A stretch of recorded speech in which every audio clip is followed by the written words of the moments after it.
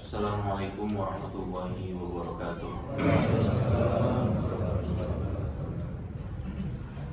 Alhamdulillahi wa kafa wa salatu wassalamu ala nabiyil mustafa wa ala alihi wa sahbihi ahli sidqi wal wafa. Asyhadu an la ilaha illallah wahdahu la syarika lah wa asyhadu anna Muhammadan abduhu wa rasuluh. Qala Allah azza wa jalla, a'udzu billahi minasy syaithanir rajim. Ya ayyuhalladzina amanu taqullaha haqqa tuqatih wa la tamutunna illa wa antum muslimun. Wahai orang-orang yang beriman, bertakwalah kalian kepada Allah dengan sebenar-benarnya takwa, dan jangan sekali-kali kalian mati kecuali dalam keadaan Islam. Hadirin dan hadirat azakumullah, pertama-tama marilah kita panjatkan selalu puja dan puji syukur kita kehadirat Allah Subhanahu wa taala atas limpahan rahmat dan karunia-Nya kepada kita bersama. Salawat dan salam marilah kita curahkan kepada junjungan kita, suri tauladan kita, Nabi kita tercinta Muhammad sallallahu alaihi wasallam, beserta pada seluruh keluarganya, seluruh sahabatnya dan umatnya. Baik bapak-bapak dan ibu-ibu, hadirin dan hadirat azakumullah, segala puji bagi Allah dengan beribu-ribu nikmatnya kepada kita hingga detik ini. Dan salah satu nikmat terbesar yang Allah karuniakan kepada kita pada pagi hari ini adalah kita diberikan kesempatan, diberikan kesadaran, diberikan hidayah untuk melangkahkan kaki kita salah satu rumah Allah Subhanahu wa taala untuk melaksanakan sebuah kewajiban kita sebagai seorang muslim, itu sholat subuh berjamaah. Lalu Allah Subhanahu wa taala memberikan kepada kita nikmat lebih berupa kesempatan untuk bermajelis ilmu, ya, di masjid yang kita cintai ini, berkumpul bersama teman-teman yang satu visi, insya Allah, ya, visi ke surganya Allah Subhanahu wa taala. Maka saya menasihati diri saya pribadi dan teman-teman sekalian semua untuk mengikhlaskan niat kita baik-baik di dalam usaha kita yang satu ini. Karena sebagaimana Rasulullah sallallahu alaihi wasallam sabdakan, "Man salaka tariqan yaltamisu fihi ilman, sahalallahu lahu bihi tariqan ilal jannah." Barang siapa yang meniti sebuah jalan di mana tidak ada motif, tidak ada niat di baliknya kecuali hanya untuk menuntut ilmu, niscaya Allah Subhanahu wa taala akan permudah jalannya menuju surganya Allah Subhanahu wa taala. Maka mari ikhlaskan niat kita sehingga keberkahan-keberkahan ilmu bisa kita dapatkan dari pemahaman yang baik, pemahaman yang benar, pemahaman di dalam agama yang Allah Subhanahu wa taala ridhoi, pemahaman yang akan menyampaikan kita kepada amalan-amalan soleh yang dirahmati dan diridhoi oleh Allah Subhanahu wa taala. Dan kemudian keberkahan ilmu berupa diberikannya kita kekuatan untuk istiqomah di atas jalan ketaatan, di atas jalan keilmuan hingga akhir hayat kita. Baik bapak-bapak dan ibu-ibu sekalian yang dirahmati oleh Allah Subhanahu wa taala, pada pagi hari ini kita selingi pelajaran kita dari kitab Adabul Mufrad dengan mempelajari adab atau realisasi adab dari sebuah keluarga pilihan. Keluarga pilihan yang dipilih oleh Allah Subhanahu wa taala, keluarga yang patut untuk dijadikan contoh. Ada yang tahu siapa? Keluarganya siapa? Keluarganya Ibrahim. Ya. Keluarga Ibrahim ini terpilih, keluarga pilihan yang kemudian punya klasifikasi yang sangat tinggi. Dan hubungan daripada Nabiullah Ibrahim alaihissalam dan penulis dari kitab Adabul Mufrad yaitu Al-Imam Al-Bukhari, ya, sedikit kan pernah di dalam sirah awal-awal kehidupannya di mana ibundanya Nabi Ibrahim, sebagaimana kita tahu ya Pak, dulu pernah kita ceritakan sedikit masa kecilnya Nabi Al-Imam Al-Bukhari rahimahullah ta'ala, di mana di awal-awal kehidupannya beliau ini kan buta matanya. Ya, di awal-awal kehidupannya sekitar usia 1 tahun 2 tahun itu beliau buta matanya. Hingga pada akhirnya seorang ibunda yang salihah, ibunya Nabi Ibrahim, memohon kepada Allah Subhanahu wa taala setiap malamnya dia tahajud meminta kepada Allah agar supaya anaknya disembuhkan. Ya. Dan kemudian berselang beberapa tahun hingga pada usia 4 tahun atau 5 tahun kalau tidak salah, setelah tahajud malamnya meminta kepada Allah kesembuhan untuk anaknya. Ibunda Imam Bukhari rahimahullah taala tertidur. Di dalam tidurnya beliau bertemu dengan siapa? Bertemu dengan Nabiullah Ibrahim alaihissalam. Dan kemudian di dalam mimpinya kata ibundanya Imam Bukhari, Nabiullah Ibrahim alaihissalam kemudian mengatakan, wahai fulanah, sesungguhnya Allah subhanahu wa ta'ala sudah mengabulkan doamu untuk anakmu, karena tangisanmu tiap malam, karena rengekanmu tiap malam kepada Allah subhanahu wa ta'ala. Dan kemudian ibunda Al-Imam Al-Bukhari terbangun. Dia mengecek anaknya dan kemudian Masya Allah, ternyata penglihatan anaknya sudah kembali. Ya. Nah, ikhwas sekalian, bapak-bapak dan ibu sekalian, sekarang kita akan sedikit mereview kembali, ya, sedikit mengingat kembali tentang sosok luar biasa ini atau keluarga luar biasa ini, karena kepentingannya juga sebentar lagi kita akan menghadapi event besar, ya, event besar yang akan dinikmati oleh kaum muslimin, ya, baik itu yang di dalam negeri maupun yang keluar negeri, ya, dimana sebentar lagi sekitar 20 harian lagi, ya, bagi orang-orang yang diberi kemampuan oleh Allah Subhanahu wa taala bisa pergi berangkat kemana? Ke Baitullah, ya, untuk melaksanakan prosesi haji. Dan kemudian bagi orang-orang yang sudah haji atau belum dipanggil oleh Allah Subhanahu wa taala, kita punya hari raya yang akan kita rayakan. Kita punya ibadah kurban yang akan kita jalankan, ya. Maka ini semua Bapak-bapak dan Ibu sekalian, entah yang di mana Baitullah, entah yang kita rayakan di negeri kita sendiri, ini semuanya akan bermuara pada satu keluarga kecil. Ya, syariat yang kita nikmati ini hubungannya adalah sangat kental dengan satu keluarga kecil, keluarganya Nabi Ibrahim alaihissalam. Ada sesuatu yang luar biasa dari keluarga ini. Ada sesuatu yang dahsyat dari sosok Nabiullah Ibrahim alaihissalam. Ya, makanya patut kita sebagai seorang muslim benar-benar memahami, benar-benar mengambil ibrah dari sosok Nabi Ibrahim atau keluarganya. Ya, Bapak-bapak dan ibu sekalian, menurut bapak-bapak nih, keluarga yang bahagia itu seperti apa, Pak? Keluarga yang bahagia itu seperti apa? Apakah yang ngumpul terus, bareng-bareng terus, ya, di Instagram pakai outfitnya sama semuanya, atau bagaimana klasifikasi dari keluarga bahagia menurut antum, Pak? Keluarga yang nggak ada problemnya sama sekali, bahagia hidupnya, ya, setiap pekan ada family time-nya, ya, setiap makan selalu bersama, tidak ada problem atau drama yang berarti dalam rumah tangga. Apakah seperti itu, Pak? Ya, nanti kita akan lihat, ya, keluarganya Nabi Ibrahim itu Masya Allah luar biasa, ya, luar biasa. Ujiannya luar biasa, ujiannya luar biasa.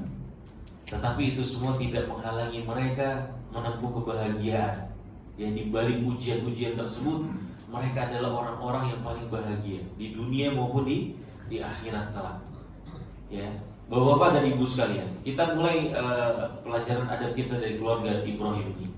Ini sebagaimana Allah Subhanahu wa taala firmankan di dalam surat Al-Imran ayat 30, ya, innallaha astafa Adam wa Nuhan wa ala Ibrahim wa ala Imran 'alal 'alamin. Surat Al-Imran.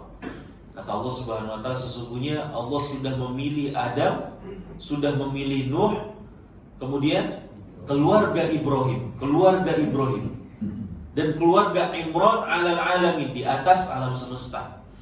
Ya. Orang kalau dipilih sama Allah Subhanahu wa taala istimewa enggak, Pak? Istimewa. Ada yang istimewa dari itu semua.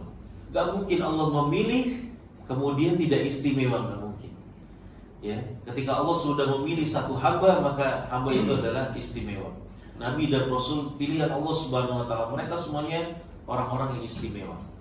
Nah, sedikit kita mulai dari Nabiullah Ibrahim alaihissalam. Nabiullah Ibrahim alaihissalam adalah orang atau salah satu hamba ya yang bisa mencapai derajat terdekat dengan Allah Subhanahu wa taala yang tidak dimampui oleh selain daripada Nabiullah Ibrahim dan Nabi kita Muhammad sallallahu alaihi wasallam. Predikat apa itu, Pak? Khalilullah atau Khalilur Rahman, kekasihnya Allah, kekasihnya Ar-Rahman. Itu predikat cuma dicapai oleh dua orang saja. Nabi kita Muhammad sallallahu alaihi wasallam dan Nabi Ibrahim alaihissalam. Ya. Makanya di dalam sebuah hadis Rasulullah sallallahu alaihi wasallam pernah bersabda 5 hari sebelum beliau wafat. Ya, jadi kata sahabat Jundub radhiyallahu taala anhu, beliau pernah mendengar Rasulullah sallallahu alaihi wasallam bersabda 5 hari sebelum beliau wafat. Apa kata Rasulullah sallallahu alaihi wasallam? Inni abra'u ilallahi an yakuna minkum khalila. Ya, saya tidak mungkin mengangkat salah seorang dari kalian sebagai kekasih saya, orang terdekat saya. Ya, orang yang saya bagi cinta saya yang besar. Ya, kenapa? Fa innallaha qad ittakhadhani khalila. Sebabnya karena Allah sudah menjadikan saya kekasih. Saya nggak mungkin menduakannya dengan makhluknya. Walau kuntu kama takhadha Ibrahim khalila. Sebagaimana Allah sudah mengangkat Ibrahim sebagai kekasih. Jadi kekasih Allah itu dua. Nabi Muhammad sallallahu alaihi wasallam dan kemudian Nabi Ibrahim alaihissalam. Dan kemudian kata Rasulullah sallallahu alaihi wasallam, "Walau kuntu muttakhidan min ummati khalila latakhadtu Abu Bakrin khalila." Kata Rasulullah sallallahu alaihi wasallam, seandainya saya memungkinkan buat saya untuk mengangkat salah seorang dari kalian sebagai kekasih, maka pasti saya akan mengangkat siapa? Abu Bakar sebagai kekasih saya. Tapi nggak mungkin. Ya. Pertanyaan, Pak. Nabi-nabi yang lain, Nabi Nuh, ya, Nabi Isa, Nabi Musa, mereka cinta nggak sama Allah? Tapi kenapa yang menjadi kekasih itu cuma dua? Kenapa yang jadi kekasih mendapatkan predikat kekasihnya Allah Subhanahu wa taala cuma dua, Pak? Nah, ada yang tahu? Jadi hadirin dan hadirat azakumullah, ini dibahas oleh Ibnu Qayyim al-Jauziyah. Ya, Ibnu Qayyim al-Jauziyah dan para ulama yang lainnya. Kata beliau, kenapa Nabi Ibrahim dan Nabi Muhammad SAW saja yang mendapatkan predikat kekasihnya Allah Subhanahu wa taala? Ini semua karena sifat-sifat paling mulia dari seorang pecintanya Allah Subhanahu wa taala itu sempurna ada di diri dua orang ini. Ya. Dari tahqiqut tauhidnya, dari kemudian berbarok dari kesyirikannya, dan kemudian apa? Dan kemudian di dalam hatinya benar-benar tidak ada sisa ruang kecuali kepada Allah Subhanahu wa taala. Dan mereka sudah membuktikan, ya, membuktikan di episode-episode kehidupan mereka buktikan bahwa mereka adalah orang yang benar-benar cinta sama Allah. Ya. Nabi Ibrahim alaihissalam dan Nabi Muhammad sallallahu alaihi wasallam. Karena persoalan cinta kepada Allah, Pak, kita semua bisa mengklaim. Ya, satu persatu nih kalau ditanya bahwa Bapak cinta nggak sama Allah? Cinta nggak? Cinta. Tapi persoalan cinta kepada Allah itu persoalan pembuktian. Makanya di dalam surat Ali Imran juga Allah Subhanahu wa taala berfirman, ya, apa namanya? Qul in kuntum tuhibbunallah fattabi'uni yuhibbukumullah. Katakanlah ya Muhammad, kalau kalian cinta kepada aku, cinta kepada Allah Subhanahu wa taala, maka buktikan dengan apa? Fattabi'uni yuhibbukumullah. Ikutilah aku, ikutilah Muhammad. Maka niscaya kalian akan dicintai oleh Allah Subhanahu wa taala. Setiap orang bisa mengklaim cinta sama Allah. Setiap orang bisa mengklaim mau masuk surga. Tapi pembuktiannya apa? Makanya kata para ulama, laisa sya'nu an tuhib, walakinna sya'na an tuhab. Persoalannya adalah bukan klaim kita cinta sama Allah, tapi persoalan sebenarnya adalah apakah kita masuk klasifikasi untuk dicintai oleh Allah Subhanahu wa taala. Ya. Kalau kita bertemu sama Rasulullah SAW nanti, apakah Rasulullah cinta sama kita? Apakah kita yang orang-orang yang termasuk yang pantas mendapatkan kenikmatan untuk minum dari haudnya Rasulullah SAW, telaganya Rasulullah SAW? Itu semua ada klasifikasinya. Karena nanti ada orang-orang yang terhalangi dari telaganya Rasulullah SAW. Siapa Pak? Nah, orang yang mengganti-ganti syariatnya Rasulullah SAW. Ya. Ketika Rasulullah panggil umatnya, ummati, itu mereka umatku. Ya, maka tertahan mereka, kemudian dikatakan Anda tidak tahu ma ahdatsu ba'dak. Apa yang mereka perbuat, mereka ada-adakan setelah kau tiada. Jadi cinta itu masalah pembuktian. Ya, kita duduk-duduk di sini di majelis-majelis ilmu, kita mau menambah informasi bagaimana cara kita membuktikan cinta kita kepada Allah Subhanahu wa taala. Nah, dan kembali lagi kepada sosok Nabiullah Ibrahim alaihissalam, beliau di dalam kehidupannya adalah salah satu orang yang paling bisa membuktikan cinta dia kepada Allah Subhanahu wa taala. Semua dia korbankan. Makanya kita tadi katakan, Ibnu Qayyim katakan, tidak ada ruang di dalam diri seorang Nabi Ibrahim, di dalam hatinya, kecuali cinta kepada Allah. Adapun kepada yang lain, kepada anaknya, kepada istrinya, dia cinta, tetapi sifatnya turunan. Ya, sifatnya apa? Turunan. Dia cinta kepada keluarganya karena dia cinta kepada Allah Subhanahu wa taala. Jadi cintanya kepada anaknya, cintanya kepada istrinya, itu karena apa? Cinta karena Allah Subhanahu wa taala. Ini. Ya, kalau kita bahas cinta kepada Allah saja atau cinta karena Allah itu berat sekali. Ya, makanya masalah cinta ini masalah yang pelik. Apalagi kalau kita kaitkan dengan cinta kepada Allah Subhanahu wa taala dan cinta karena Allah, sulit sekali. Maka dari itu ikhwas sekalian, kita akan mulai ya, kita meneladani atau meneladan daripada Ibrahim dan keluarganya. Kita mulai dari sosok dari Ibrahim alaihissalam ini sendiri. Ya, tokoh sentralnya. Dan ini sangat berarti, Pak, ya, buat kita para ayah, buat kita para kepala keluarga, ini penting sekali. Kita mengambil inspirasi dari Nabi Ibrahim alaihissalam. Kenapa beliau bahkan bukan hanya dihormati ya oleh makhluk Allah Subhanahu wa taala, beliau diagungkan sama Allah Subhanahu wa taala. Ya, karena kita akan sebutkan apa sih letak keistimewaannya siapa? Nabiullah Ibrahim. Kita sambungkan dari mana? Dari Al-Qur'anul Karim. Dari kabar Allah langsung kepada umat manusia tentang Nabiullah Ibrahim alaihissalam. Ya. Yang pertama adalah firman Allah Subhanahu wa taala di dalam surat An-Nahl. Surat An-Nahl ayat 120 sampai 122. Banyak ayat-ayat di mana Allah Subhanahu wa taala berbicara tentang Ibrahim alaihissalam. Ya, dan salah satu ayat ini adalah surat An-Nahl ayat 120 sampai 122. Apa kata Allah Subhanahu wa taala mengisahkan tentang Ibrahim? Inna Ibrahim kana ummatan qanitan lillah hanifan wa lam yakun minal musyrikin syakiran li an'amihi ijtabahu wa hadahu ila siratal mustaqim. Ya. Wa atainahu fid dunya hasanah wa innahu fil akhirati laminas shalihin. Coba biar gak ngantuk nih. Satu orang ada yang baca terjemahannya, Pak. Surat An-Nahl ayat 120 sampai 122. Ayo, yang merasa ngantuk baca. Ya. Sungguh Ibrahim adalah seorang imam yang dapat dijadikan teladan, patuh kepada Allah dan hanif, dan dia bukanlah termasuk orang-orang musyrik yang mempersekutukan Allah. Dia mensyukuri nikmat-nikmatnya, Allah telah memilih dan menunjukkan ke jalan yang lurus.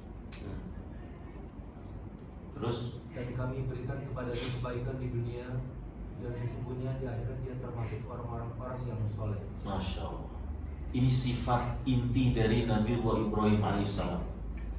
Ya, kalau kita mungkin bisa melakukan seperempatnya itu udah luar biasa sekali. Ya, sifat-sifat Nabiullah Ibrahim ini Masya Allah. Kenapa beliau kemudian diberikan nikmat yang banyak di dunia dan akhirat? Karena beliau punya sifat-sifat ini. Yang pertama apa? Yang pertama adalah al-ummah. Ummah itu kalau kita tahunya kan umat ya, kumpulan masyarakat. Nah di dalam Al-Quran itu kata ummah ada beberapa artinya selain daripada umat. Kalau kita tahunya umat Muhammad, umat Nabi Musa, kelompok manusia. Ummah di dalam ayat ini maksudnya adalah al-imamah atau imam. Jadi Nabi Ibrahim alaihissalam dikatakan oleh Allah Subhanahu wa taala adalah orang yang pantas dijadikan pemimpin, dijadikan imam, dijadikan acuan. Itu saking mulia. Di banyak ayat Allah Subhanahu wa taala bilang fattabi' millata Ibrahim hanif. Ikutilah milahnya siapa? Ibrahim. Perintah kepada Nabi Muhammad SAW. Ikuti milahnya Ibrahim. Ikuti jalannya Nabi Ibrahim. Ya. Makanya saat itu ketika Nabi Muhammad SAW diutus, ya sebelum diutus itu ada orang-orang yang tetap berpegang kepada milah Ibrahim. Ya, milah Ibrahim. Nah, Nabi Ibrahim kenapa cocok dijadikan pemimpin? Ya, li khisalil khair alladhi yuqtada bihi. Ya, karena beliau punya di dalam dirinya semua sifat-sifat yang pantas untuk dicontoh. Tidak ada adab atau karakter dari Nabi Ibrahim yang tidak pantas untuk dicontoh, tidak ada. Makanya Allah Subhanahu wa taala katakan dia adalah imam, dia adalah pemimpin. Kemudian yang kedua, Pak, di antara sifat Nabi Ibrahim diterangkan oleh Allah Subhanahu wa taala dalam surah An-Nahl 120 sampai 122. Yang kedua adalah al-qanit. Ya. Apa itu al-qanit? Qanit adalah al-muti' lillahi daiman. Taat kepada Allah, nurut kepada Allah daiman. Setiap saat, setiap waktu tanpa syarat. Ya. Sudah datang ketetapan dari Allah, nggak ada kemudian cari-cari opsi lain, nggak ada berpikir-pikir dahulu sebelum mengerjakan. Ya, ini diantara penyakitnya orang-orang kaum beriman, ya orang-orang Islam di zaman sekarang. Ketika datang satu ilmu kepada dia tentang satu syariat, dia pikir-pikir dulu. Ya, dia pikir-pikir dulu. Nanti dulu nih. Ya, nanti dulu. Ini pendapatnya siapa nih? Ada pendapat lain nggak? Dicari-cari pendapat yang lain dulu. Ya. Tapi Nabi Allah Ibrahim taat. Karena sifat dari seorang pecinta sejati, innal muhib liman yuhib muti'. Sesungguhnya orang yang benar-benar jujur dengan cintanya, dia pasti akan nurut kepada orang yang dicintai. Antum nurut gak sama istri antum, Pak? Hah? Pak, antum cinta gak sama istri antum? Nurut gak kalau dibilangin? Kalau gak nurut berarti ada persoalan di cintanya. Begitu juga ibu-ibu, cinta gak sama suaminya, Bu? Hah? Ibu-ibunya. Jadi persoalan cinta adalah persoalan mentaati. Gak mungkin orang yang cinta luar biasa kepada seorang dicinta kemudian gak menuruti apa yang diinginkan oleh dicinta. Ya pasti mencinta, para pencinta itu akan nurut. Apalagi Nabi Ibrahim yang cintanya itu meluap-luap kepada Allah Subhanahu wa taala. Ya, dia akan taat tanpa syarat. Dan begitu nanti kita akan bedah ujian-ujian yang Allah berikan kepada Nabi Ibrahim, dan Nabi Ibrahim taat kepada Allah tanpa syarat dan beliau menanggung konsekuensi dari ketaatan ini tersebut. Kemudian, Pak, di antara sifat Nabi Ibrahim disebutkan oleh Allah Subhanahu wa taala adalah syakiran li an'umi. Syakiran li an'umi. Artinya apa? Artinya Nabi Ibrahim alaihissalam itu pandai bersyukur. Dia selalu menemukan celah untuk mensyukuri nikmat-nikmat Allah yang Allah berikan kepada dirinya. Padahal hidupnya penuh dengan ujian, gak, Pak?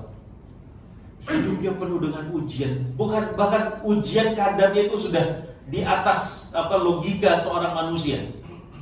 Kalau orang-orang seperti kita berpikir, mampu gak kita melakukan apa yang Allah bebankan kepada Nabi Ibrahim?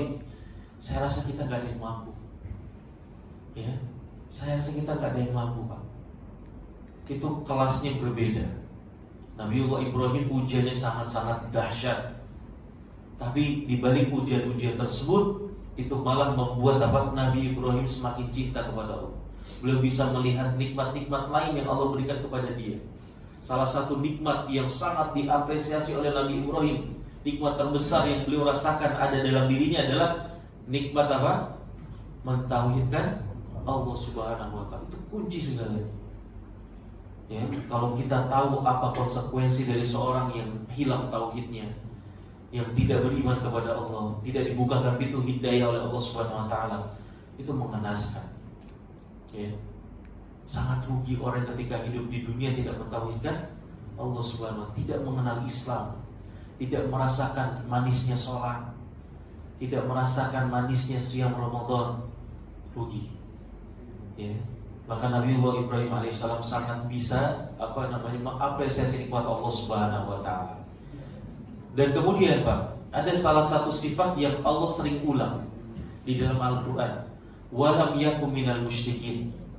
Nabiullah Ibrahim diapresiasi oleh Allah Subhanahu wa Ta'ala, dibersihkan namanya dari kesyirikan. Ya, di banyak ayat ketika Allah Subhanahu wa Ta'ala berbicara masalah Ibrahim, selalu ditambah di belakangnya walam yakum minal musyrikin.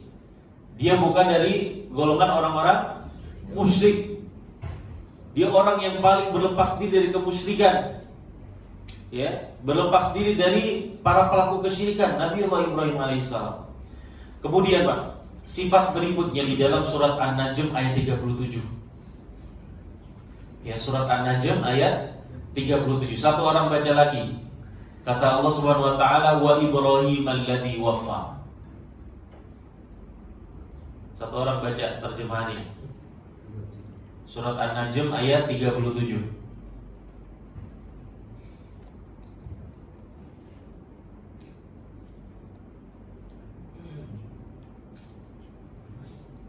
Surat An-Najm juz 27 ya.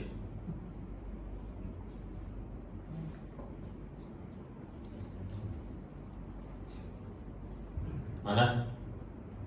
Gak ketemu. Pindah Pak.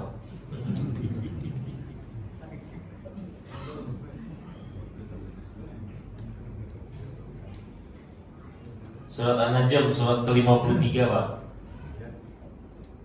ayat 37. Dan lembaran-lembaran Ibrahim yang selalu menyempurnakan janji. Wafa itu kalau diartikan selalu menepati janji. Ya, artinya dia cinta sama Allah. Nabiullah Ibrahim dia cinta sama Allah Subhanahu wa Ta'ala, dan kemudian beliau selalu merealisasikan cintanya kepada Allah Subhanahu wa Ta'ala. Kalau kata para ulama, qoma bi jami'i ma amarahullah. Wafa artinya apa? Nabi Ibrahim selalu berhasil menuntaskan segala ujian yang Allah berikan kepada dirinya. Nah, sekarang kita masuk biar tuntas pembahasan kita ya. Beliau dari masa belia, dari masa mudanya sudah diberikan sama Allah Subhanahu wa Ta'ala tugas ujian. Ya, ketika usianya masih muda, kemudian tauhid menghiasi hatinya, dan kemudian beliau melihat realita ternyata orang-orang di sekitarnya, masyarakatnya jauh dari tauhid kepada Allah Subhanahu wa Ta'ala. Bahkan orang-orang di sekitarnya dan masyarakatnya itu kebalikannya 180 derajat. Yang dilakukan adalah kesyirikan kepada Allah Subhanahu wa Ta'ala, lawan daripada tauhid. Ya. Dan masa belianya tersebut beliau isi dengan mendakwahi pertama kali siapa? Bapaknya. Bapaknya bukan sembarang musyrik. Ya, bukan musyrik biasa. Apa kerjaan bapaknya? Supplier berhala. Ya, supplier berhala. Pembuat berhala, Pak. Kalau ada satu kabilah atau orang, individu yang butuh Tuhan, datang ke siapa? Bapaknya Nabi Ibrahim. Dibikinin patung, dibikinin Tuhan tuh sama bapaknya Nabi Ibrahim. Dan Nabi Ibrahim mendakwahi bapaknya. Nabi Ibrahim sayang sama bapaknya. Ya, dan bentuk kasih sayangnya adalah mendakwahkan orang tuanya. Maka saya ingatkan Pak, ya pada diri saya pribadi dan antum semua di sini, bahwa bapak, ibu-ibu, bentuk cinta terbaik kita kepada orang yang kita kasihi, orang yang kita cintai adalah mendekatkan diri mereka kepada Allah Subhanahu wa Ta'ala. Usaha kita mendekatkan mereka kepada Allah Subhanahu wa Ta'ala, terutama bapak-bapak. Allah Subhanahu wa Ta'ala sudah bilang dalam surat At-Tahrim ayat 6, ya ayyuhalladzina amanu qu anfusakum wa ahlikum nar. Wahai orang yang beriman, jagalah diri kalian dan orang yang kalian cintai, keluarga kalian dari api neraka. Dari api neraka. Itu tugas utama kita. Ya, kalau kemarin kita bilang di khutbah Jumat di sini, prioritas utama kita bukan sandang, pangan dan papan, bukan. Itu nomor sekian. Nomor pertamanya tuh yang harus diolah sama pikiran para ayah, suami, bagaimana caranya diri saya dan keluarga saya bisa selamat dari nerakanya Allah. Ya, sandang, pangan, papan itu sudah ada garisnya tuh, sama Allah SWT sudah dikasih rezekinya. Ya, tinggal direalisasikan saja jalan-jalannya. Adapun yang namanya keselamatan di akhirat, itu tugas kita. Ya, tugas kita. Nabi Ibrahim Pak, dia mendahului bapaknya pelaku kesyirikan. Ya, tadi kita katakan bukan seorang musyrik biasa, supplier berhala. Dia dakwahi bapaknya tapi dengan penuh sopan santun. Adabul mufrad pertama kali kita bahas tentang apa? Orang tua kan. Adab seorang anak kepada orang tua. Dan ini realisasi adab yang tinggi kemudian dipertunjukkan oleh Nabi Ibrahim ketika beliau mendakwahi ayahnya. Meskipun ayahnya berbuat dosa yang sangat Allah benci, ya, berbuat memaksiati siapa? Kekasihnya yaitu Allah Subhanahu wa Ta'ala, tetapi itu tidak menutup pintu Nabiullah Ibrahim alaihissalam untuk mendakwahi bapaknya dengan cara yang baik. Kenapa baik kita sebut baik, Pak? Nanti antum bisa baca di dalam surat Maryam. Dalam surat Maryam ayat ke 42 sampai ayat ke 47. Dan surat 48 ya. 48. Nabi Ibrahim alaihissalam mendakwahi bapaknya dengan penuh kelembutan. Dan salah satu kelembutan, makanya Allah Subhanahu wa Ta'ala mengabadikan. Ya, mengabadikan apa? Mengabadikan percakapan antara Nabi Ibrahim dan ayahnya di dalam surat Maryam. Il qala li abihi ya abati lima ta'budu ma la yasma' wa la yubsir wa la yughni anka syai'a. Di sini Nabi Ibrahim memanggil ayahnya dengan apa? Ya abati. Ya. Di sini ada enggak dia yang dipanggil anaknya abati? Ada. Yang familiar tuh abi. Di sini yang dipanggil abi yang katakan sama anaknya. Enggak ada. Papi mami ya. Nah, abi itu artinya ayahku. Abati dalam bahasa Arab itu, dari frasa bahasa Arab itu di atas level selanjutnya dari panggilan kasih sayang kepada seorang ayah. Abati, abi dan abati. Ya, abati itu artinya ayahandaku, ayahku sayang. Ini penuh kelembutan. Ini Allah Subhanahu wa Ta'ala abadikan dan menunjukkan, mencoba supaya kita tahu Nabi Ibrahim itu adabnya setinggi ini. Ya.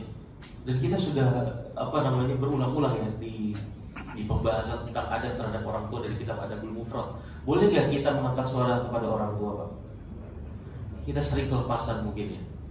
Dulu ketika masih ngomong sama bapak, kadang-kadang kita karena kita melihat pengen sekali kebaikan sama orang tua kita, atau kita nggak mau mereka celaka dan segala macam, kita kadang-kadang kelepasan kan, ya, angkat suara kita, kemudian sedikit emosi sama orang tua kita, ya. Tapi Nabi Ibrahim alaihissalam itu masya Allah dengan lembut, meskipun kelakuan bapaknya sudah kelewat batas. Ya abadi wahai ayahandaku. Ini banyak, ini dari ayat 40 berapa? 42 sampai 48. Ya abadi wahai ayahandaku sayang. Ya. Tetapi apa jawaban dari bapaknya, Pak? Dikabarkan oleh Allah Subhanahu wa Ta'ala di dalam ayat yang ke-46 dari surat Maryam. Jawaban bapaknya coba dibaca. Qala aragibun anta an alihati ya Ibrahim, la illam tantahi la arjumannak wahjurni maliya. Satu orang dibaca ayat 46 surat Maryam.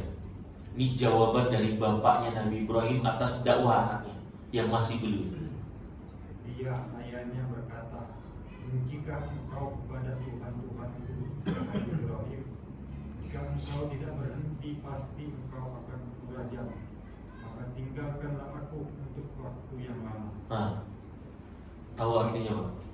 Karena kamu gak suka sama Tuhan-Tuhanku Ibrahim. Kalau kamu gak berhenti dari dakwahmu ini, la arjumannak, saya akan rajam kamu. Rajam itu diapain? Hah? Dicincang. Udah siap-siap mau ini cincang daging. Rajam itu bukan dicambuk. Rajam itu dilemparin batu sampai mati. Ya. Jadi bapaknya ngancam apa? Ngebunuh Ibrahim. Kita nggak ada, Pak. Di sini senakal-nakalan tuh ada yang diancam bunuh bapak. Nggak ada kan? Tapi Nabi Ibrahim diancam, saya bunuh kamu. Dan kemudian diusir. Makanya Pak, yang salah satu nanti yang menyayat hati ya sebenarnya. Salah satu eksekutor yang ketika Nabi Ibrahim hendak dibakar, salah satu eksekutor siapa? Bapaknya sendiri. Gimana tuh hatinya seorang anak? Ya. Ini Nabi Ibrahim menghadapi ujian sebesar itu dari usia belia. Jadi usia beliau belasan tahun. Dia sudah menghadapi demikian ujiannya, dibakar satu kampung. Ya. Berhenti sampai di situ? Enggak berhenti sampai di sini ujian.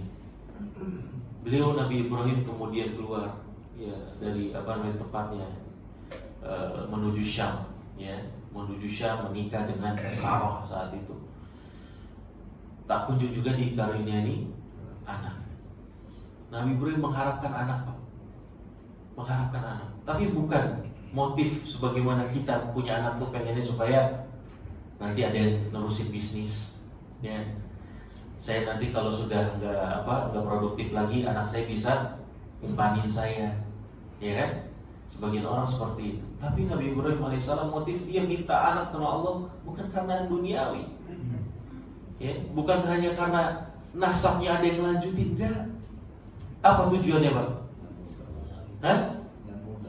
Ya, menyambung dakwah beliau. Beliau pengen dari keturunannya ada yang menegakkan kalimat tauhid. Beliau pengen dari keturunannya ada yang melanjutkan dakwah beliau. Itu. Makanya beliau minta sama Allah. Sampai dalam riwayat itu 100 tahun usia sudah keriput. Tulang-tulangnya sudah lemah. Belum juga dikaruniai anak. Akhirnya dapat anak dari istri keduanya, yaitu siapa? Hajar alaihissalam. Ya, ibunda Hajar alaihissalam. Setelah usianya berapa? 100 tahun. Baru dapat anak. Ujian berikutnya tuh Nabi Ibrahim. Lama dapat anak. Ya. Setelah dapat anak, apakah langsung berbahagia? Ada ujian lagi datang. Ujian lagi datang. Anaknya sudah ditunggu lama-lama, baru lahir, dapat ujian lagi dari Allah Subhanahu wa taala. Suruh ngapain?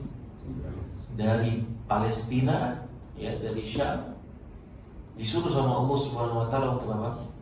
Untuk mengasihkan anaknya yang baru lahir dan istrinya ke tempat yang bernama Bakkah, ya, di kota Mekah saat ini sekarang. Dulu bukan kota, dulu tempat tidak berpenghuni, isinya gurun dan pasir, nggak ada tanaman, cuma di situ ada pondasi Baitullah. Ya, dan bertolaklah dia, jaraknya kurang lebih 1.200 atau 1.500 km. Dulu nggak ada kereta cepat. Ya, dulu nggak ada bis, dulu nggak ada travel, naik kuda, naik unta, diantar anak dan istrinya tersebut. Ya, sampai di sana setelah berpekan-pekan, berminggu-minggu, sampai kemudian tanpa mengucapkan kata, Nabi Ibrahim bertolak lagi. pulang lagi kemana? Ke Syam. Nah kita lihat nih keteguhan daripada Ibunda Hajar alaihissalam. Dia orang soleh juga, wanita solehah. Dia melihat suaminya mau pergi begitu saja, logika, ya manusiawi. Dia tanya, ila man takiluna ya Ibrahim? Ini kami di sini sama siapa Ibrahim? Gak ada siapa-siapa di sini. Siapa kamu titipkan kami Ibrahim? Nabi Ibrahim gak ngomong, gak jawab, diam. Sakit hati Nabi Ibrahim itu. Dulu dia diusir sama bapaknya, keluarganya. Sekarang dia harus meninggalkan keluarganya. Sakit hatinya. Ya, getir hatinya itu.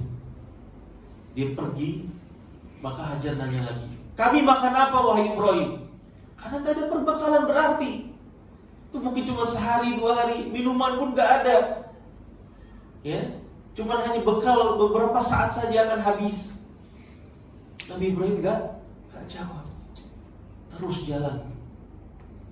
Maka Ibunda Hajar alaihissalam, karena ini bersumber dari keimanan, beliau mampu berpikir jernih saat itu. Ini suami saya seorang nabi, gak mungkin berbuat seperti ini tanpa sebab. Ya, maka dia gak, karena suami saya gak menjawab pertanyaan, mungkin pertanyaan saya yang salah. Maka Ibunda Hajar alaihissalam ganti pertanyaannya. Bukan masalah makanan, bukan masalah minuman, bukan masalah siapa yang nanggung kita di sini, tapi kemudian apa? Ibunda Hajar mengatakan, Allahu amaraka bihada. Wahai Ibrahim, apakah ini perintah dari Allah? Apakah ini perintah dari Allah? Maka Nabi Ibrahim mengatakan, nah, iya, ini perintah dari Allah Subhanahu wa taala. Fadhhab idzan. Kemudian Ibunda Hajar mengatakan, kalau begitu pergi. Lan yudayyi'ana Allah, karena sesungguhnya Allah tidak akan pernah menyia-nyiakan kami, tidak akan pernah membiarkan kami mati di sini. Pasti Allah sudah ada jalan buat kita. Ya, maka pergilah Nabi Ibrahim dengan penuh kesedihan, dia harus tinggalkan anak dan istri. Maka kemudian ketika sampai daerah namanya Ma'la, ya tahu ya Pak, Ma'la,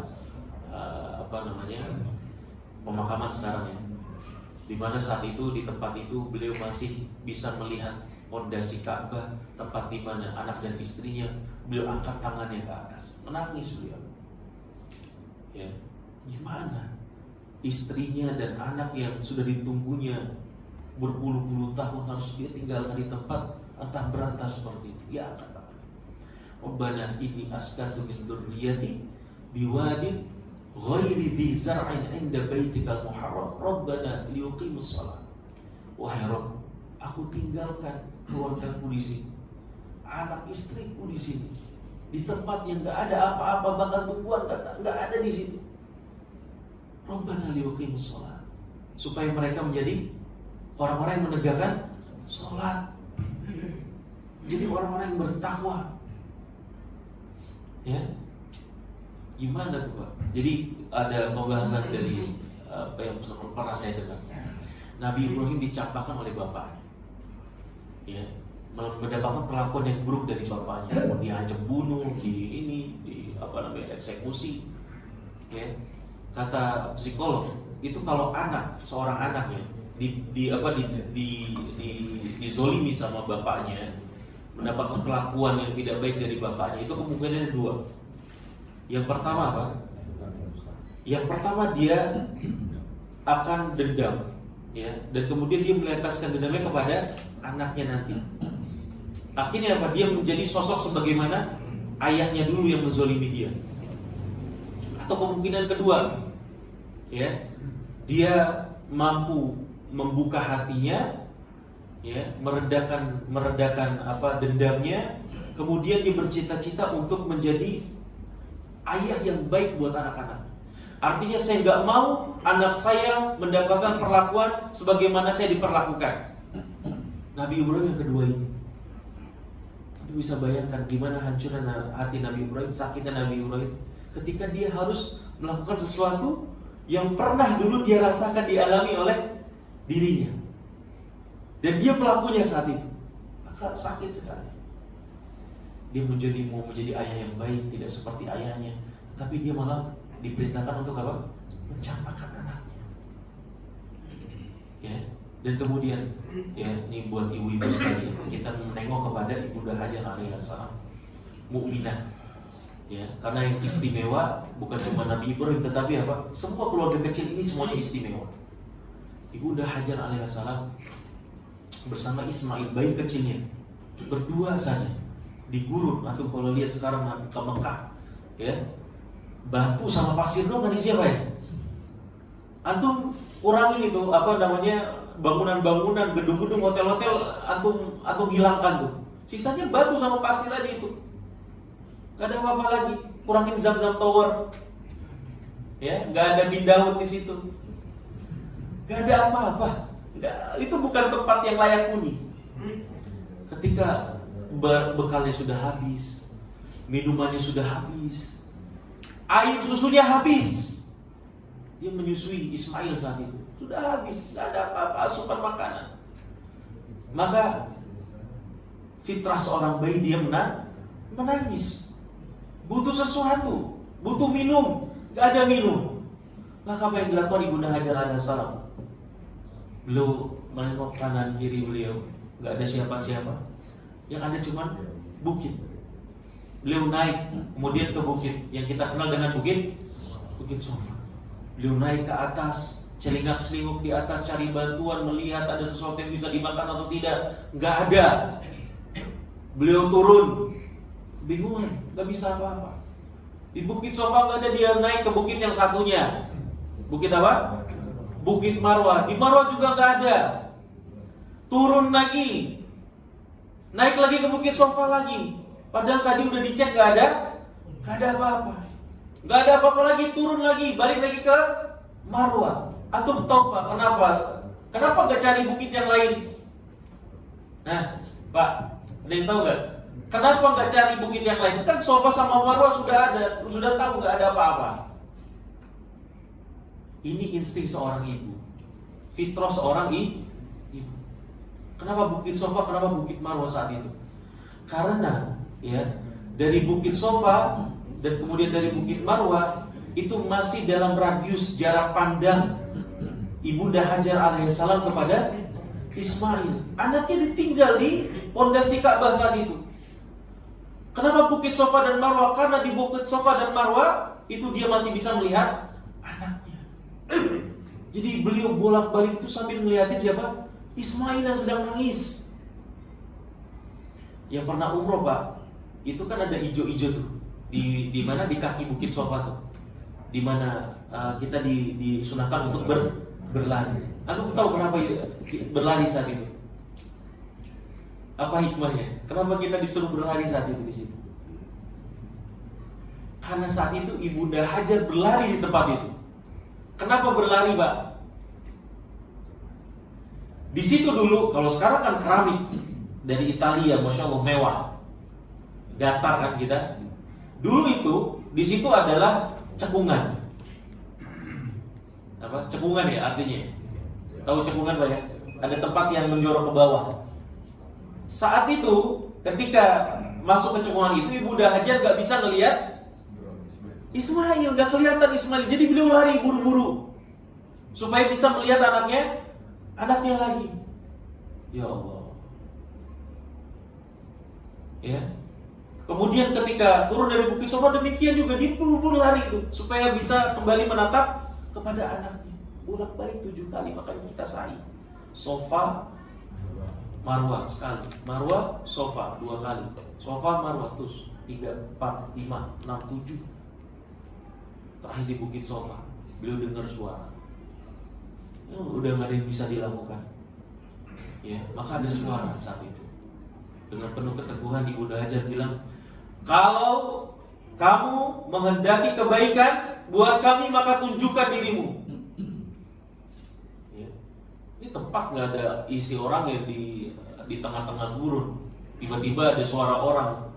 Kalau antum gimana reaksinya Pak? Ini jin gurun nih. Ya, kabur langsung.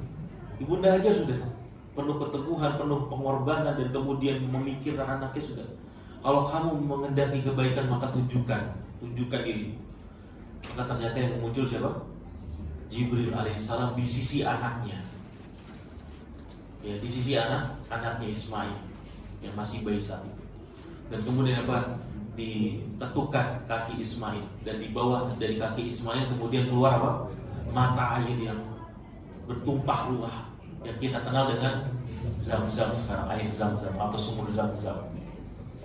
Ya, begitu juga ketika pada akhirnya Ibunda Hajar diberikan penghidupan di situ, kemudian datang kabilah Jurhum, yang pada akhirnya nanti Jurhum ini kan Arab asli, ya, bangsa Arab asli.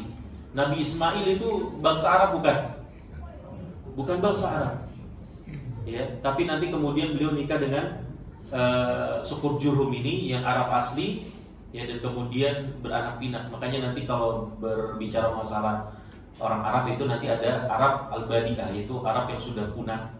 Kemudian ada Arab Al-Aribah, yaitu Arab asli, dan kemudian ada Arab Musta'ribah, ya, atau Musta'robah, yaitu Arab keturunan. Ya. Dan Musta'robah ini salah satunya adalah siapa? Keturunannya Ismail dan Nabi kita Muhammad SAW, Musta'robah. Ya, jadi bapaknya bukan Arab dan kemudian menikah dengan bangsa Arab. Ya, dan Nabi Ismail ini adalah orang yang pertama kali dibukakan lidahnya oleh Allah Subhanahu wa taala untuk fasih berbahasa Arab. Orang yang paling tahu bahasa Arab, orang yang paling pintar bahasa Arab, Nabi Ismail alaihissalam. Karena beliau dari kecil bergaul dengan bangsa Jurhum tersebut. Ketika sudah sampai usianya besar belia, ya, Nabi Ismail pun diuji sama Allah Subhanahu wa taala. Ketika bapaknya balik, ya, mengunjunginya, kemudian bilang, ya, wahai anakku, ini arafil manam anni adbahu fanzur madza tara. Kata bapaknya Ibrahim, ya, wahai anakku, saya bermimpi, saya menyembelihmu.